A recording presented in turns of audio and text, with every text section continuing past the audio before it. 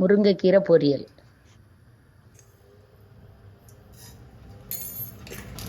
முருங்கைக்கீரை பொரியல் பண்ண போகிறேன்.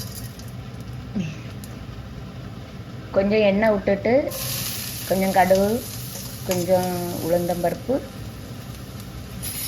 போட்டு 2 பச்சை மிளகு போட்டு நல்லா கிண்டிட்டு, கொஞ்சம்